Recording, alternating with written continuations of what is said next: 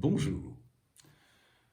Depuis plus d'un an, tant à l'occasion de différents textes, et en particulier notre manifeste Rendre la France à la France, que lors de la diffusion de plusieurs vidéos depuis le mois de juillet, nous avons abondamment exposé les raisons pour lesquelles le thème central de la campagne présidentielle, capital au point de subalterniser tous les autres, serait la question migratoire extra-européenne, nous disons bien extra-européenne, et son corollaire indissociable, l'insécurité sous toutes formes et de tout degré, terrorisme, criminalité, violences urbaines, violences faites aux femmes, délits de la voie publique, incivilité, etc.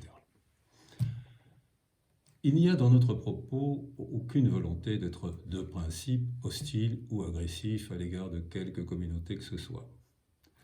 Le désir d'être aussi juste et objectif que peut l'être une conscience humaine nous anime continuellement.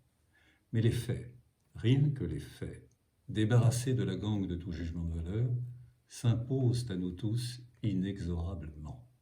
La France est en danger de n'être plus la France. Un débat un peu surréaliste anime et agite aujourd'hui la classe politique sur le thème proposé à la réflexion collective par M. Renaud Camus puis par M. Zemmour. Et il faut leur rendre grâce pour cela. C'est le thème du grand remplacement, vocable auquel certains politologues, tout en admettant l'évidence du phénomène, préfèrent celui de recomposition ethno-culturelle, ce qui, vous en conviendrez avec nous, veut dire exactement la même chose.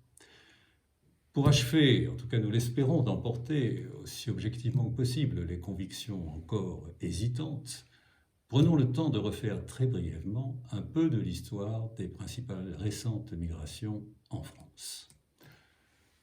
L'immigration polonaise, tout d'abord, débute en 1910 avec un point d'orgue vers 1930 et atteint un pic de quelques 600 000 personnes, soit environ 1,5% de la population de l'époque.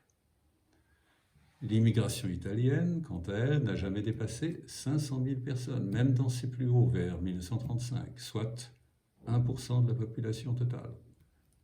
L'immigration espagnole, enfin, particulièrement importante au lendemain de la Deuxième Guerre mondiale, a elle aussi culminé aux alentours de 600 000 personnes à peu près.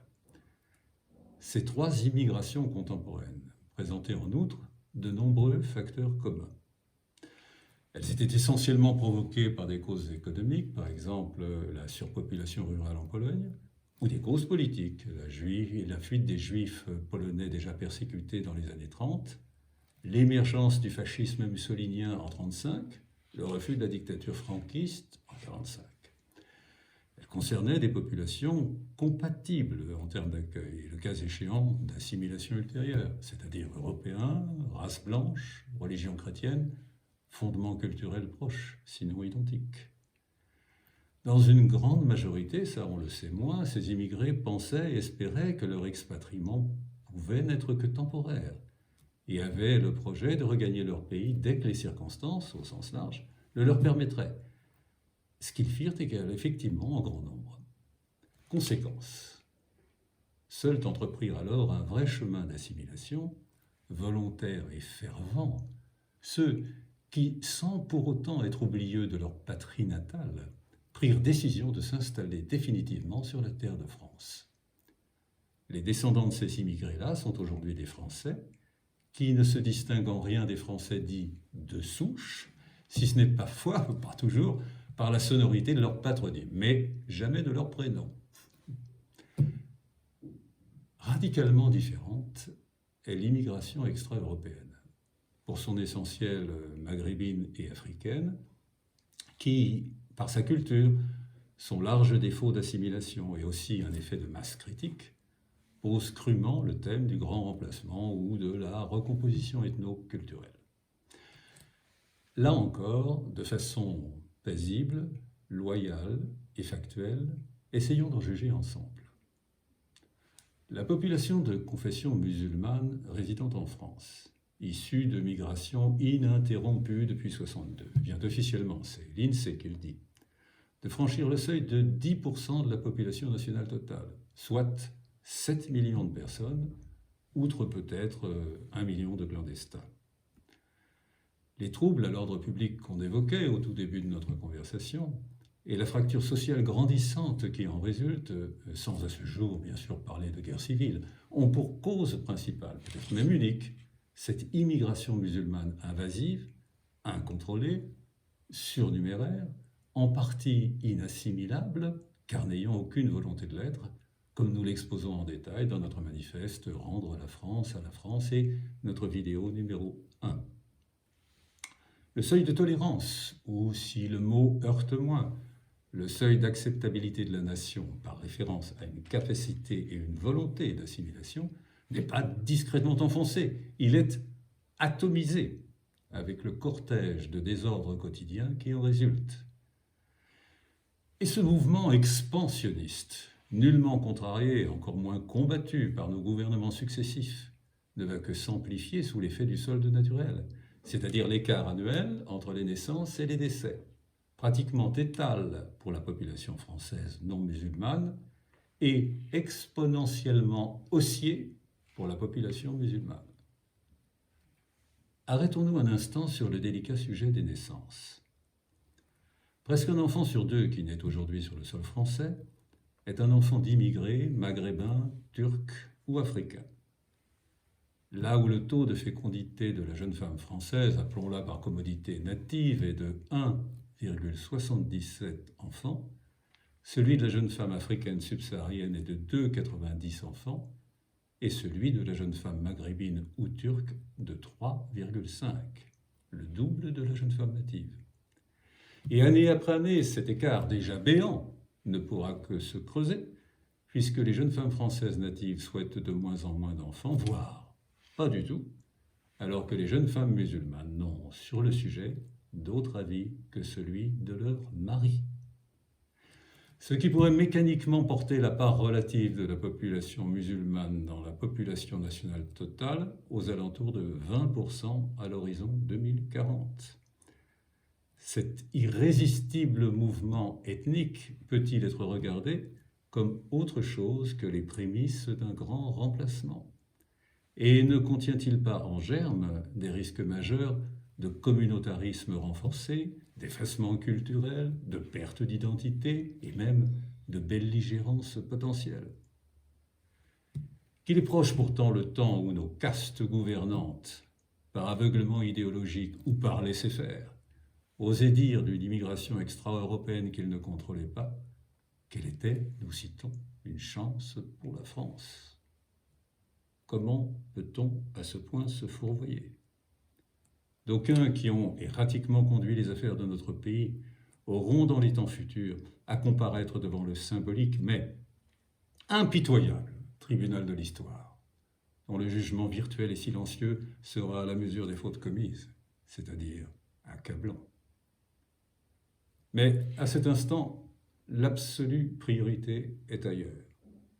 Il faut, dans l'urgence, comme nous n'avons cessé de l'écrire et de le dire, décider l'interruption de toute immigration extra-européenne le temps d'un moratoire d'une durée de 5 ans renouvelable, car un quinquennat n'y suffira pas, M. Barnier. Mise à profit pour analyser tous les aspects, effets et composantes de la présence migratoire en France.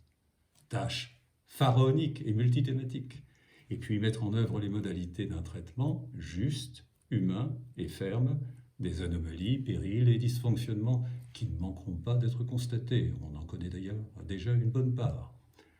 À cet égard, rappelons à M. Barnier, en toute courtoisie bien sûr, le sens des mots. Un moratoire est, au cas présent, un verrou qui se ferme pour une durée déterminée. Un moratoire avec des trous, comme l'imagine M. Barnier, cela s'appelle une passoire, qui revient presque exactement à pérenniser la situation existante, dont on avait pourtant cru comprendre qu'il voulait la réformer. Poursuivons. On voudrait nous expliquer qu'il existe sur le sol de France, d'une part, une immense communauté musulmane parfaitement intégrée ou en voie de l'être, irréprochablement acquise aux lois et valeurs de la terre d'accueil, pratiquement discrètement une religion d'amour et de paix, et puis d'autre part, quelques groupuscules communautaristes, radicalisés ou pas, délinquants ou non, mais réfractaires à la loi commune, présentant certes un haut niveau d'inassimilation, voire de dangerosité, mais à ce point minoritaire qu'on devrait aisément en venir à bout pour peu qu'on veuille bien enfin s'en donner les moyens. Rien n'est plus faux. La ligne de partage entre ces deux groupes, certes à ce jour encore d'importance très inégale, bien loin d'être étanche, est au contraire d'une extrême porosité. Il y a bien sûr sur le sol de France une grande majorité de citoyens ou résidents de confession musulmane dont l'état d'esprit, la loyauté, l'adhésion aux principes républicains, la contribution à l'économie du pays ne sont en l'état pas contestables. Mais qui, y compris eux-mêmes, peut dire avec certitude dans quel camp ils se rangeraient, par ralliement de précaution ou sous la pression, si, par infini malheur, la vraie communauté nationale et le communautarisme islamique intrusif venaient à s'affronter sur le sol de France. Que faut-il penser des quelques 40% au moins de jeunes musulmans âgés de 18 à 30 ans, soit plus d'1 million de jeunes gens, 1 million, pour la plupart français, qui se disent ouvertement favorables à la charia et affirment la primauté de la loi coranique sur la loi républicaine. Pourtant, au prix du délaissement, de l'abandon même de pans entiers de la population native, que l'on sache pas moins méritante, on a depuis 1980 multiplié les plans banlieue et autres politiques de la ville. 7 plans au total pour un montant minimal de quelques 80, peut-être 100 milliards, sans résultat probant et même, disons-le, en pure perte. Et les comportements communautaristes, quartiers de non-droit, quartiers de droit coranique, et délinquants ou criminels, l'économie de la drogue, n'ont en rien changé, pas plus que n'a changé la détestation de la France, absurdement nourrie par un passé colonial que ces jeunes gens n'ont pas connu et dont ils ignorent tout. Alors, posons la question. La France est-elle vraiment tenue d'indéfiniment pousser sur les chemins de la rédemption des gens qui n'ont aucun désir de s'y engager? Et le danger gagne encore en intensité à la lecture d'un grand auteur algérien, lucide et courageux. Les islamistes, écrit-il, ont compris qu'il ne faut plus faire l'erreur de vouloir instaurer en France un califat avant l'heure. Et d'ajouter ces mots glaçants: il suffit d'attendre que grandissent les enfants des écoles. Il suffit d'attendre que grandissent les enfants des écoles. M. Camus et M. Zemmour ne sont pas des illuminés cédant à leurs fantasmes. Ils seraient plutôt des Cassandres dont les prédictions ne sont jamais crues et qui pourtant sont vraies. Le processus de grand remplacement est plus que simplement ébauché. Il est, si l'on peut dire, en marche.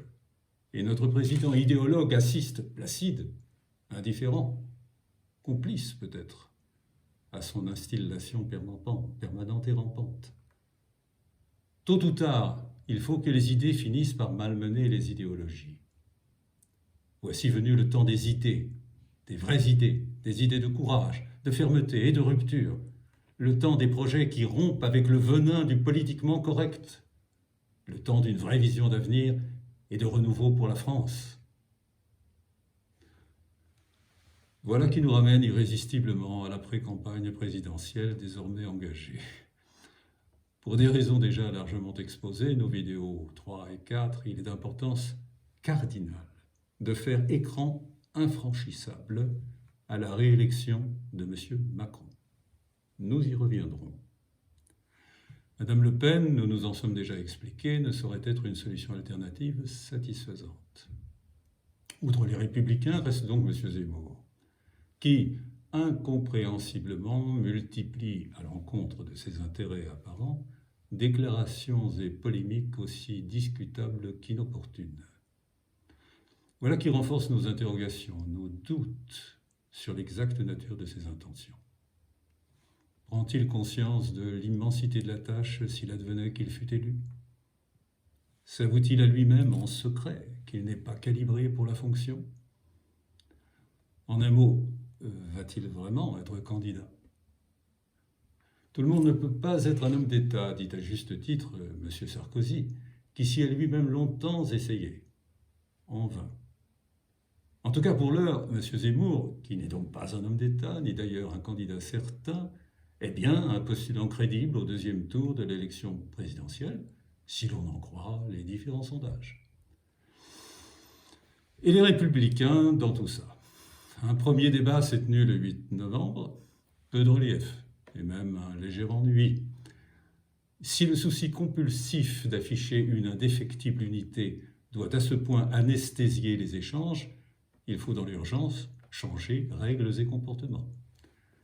4 candidats n'ont certes pas été médiocres, mais le cadre étriqué dans lequel ils étaient invités à s'auto-contenir interdisait que fût marqué par l'un, par l'autre ou par tous un quelconque avantage significatif dans l'esprit de l'électeur indécis. Le 5e candidat, M. Ciotti, dans ce contexte corseté, a cependant réussi à se démarquer par un discours clair, documenté, engagé, courageux, original même, sans pour autant manquer à la consigne générale de non-agression. En cela, il aura marqué quelques points. Mais pourquoi faut-il alors que, grisé peut-être par ce petit succès, aussi fragile que relatif, il sollicite frontalement les électeurs potentiels de M. Zemmour en les invitant à adhérer dans l'urgence à LR aux fins de voter pour lui au prochain congrès? Pourquoi dès aujourd'hui se muer aussi hâtivement en rabolio provençal, braconnant nuitamment sur les terres zémouriennes, au risque d'ajouter de la confusion à une situation qui déjà n'en manque pas? M. Ciotti ne sera pas désigné par le Congrès au soir du 4 décembre. En revanche, il peut être, tout comme M. Wauquiez, un acteur central et décisif des échanges qui, à un moment ou à un autre, devront obligatoirement s'engager, sans morgue ni fausse pudeur, entre LR, son candidat investi, et M. Zemmour. La future victoire est à ce prix, qui, tout bien considéré, n'est pas très cher. Il n'y a pas de politique sans risque, mais il y a des politiques sans chance, écrivait le ministre de Louis XVI, Turgot, plus tard repris par M. Edgar Faure et M. Mendès France, qui étaient, eux, des hommes d'État. Mesdames, Messieurs les Républicains, voici le temps venu de prendre enfin vos risques si vous voulez vraiment redonner à la patrie toute la chance qu'elle mérite. On se retrouve très vite. Prenez bien soin de la France. À très bientôt.